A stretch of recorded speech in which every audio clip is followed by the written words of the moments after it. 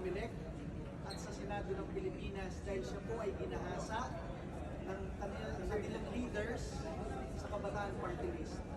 Nananawagan yung miyembro ng Kabataan Party List at nahingi siya ng tulong dahil hindi siya pinapansin ng Kabataan Party List at kahit ng Gabriela Party List sa kanyang reklamo na siya po ay ginahasa ng kanilang leaders sa Kabataan Party List. Bakit hindi magsalita itong mga kongresista ng Kabataan at Gabriela na laging nagrarally patungkol sa karapatan ng kababaihan at ng mga kabataan?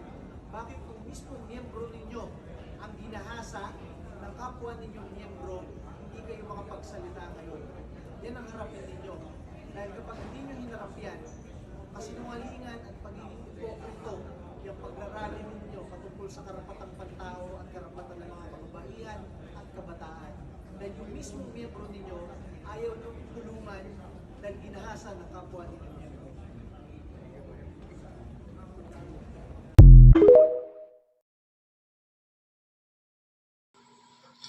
Ito kasi yan mga kababayan, i-share ko lang sa inyo. Anumang organisasyon, grupo, anumang samahan yan na kinukonsinti ang kababuyan, kahalayan, pambabastos, panggagahasya, ay walang kakwenta-kwentang organisasyon. Kung kaya't makikita nyo na lang, napakaraming nagbalik loob sa pamahalaan natin nung panahon ni Duterte. Bakit? Mga NPA ang tinutukoy ko. Bakit ka?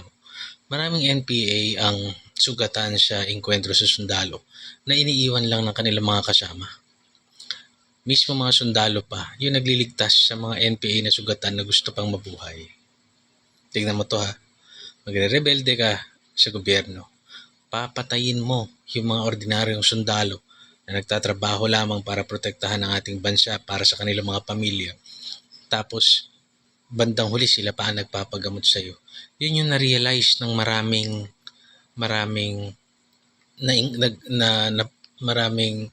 naligaw ng landas na nagbalik loob nung panahon ni Duterte. Pero pag hindi okay talaga ang Pangulo, hindi okay ang pinuno, it follows, lumalala na naman.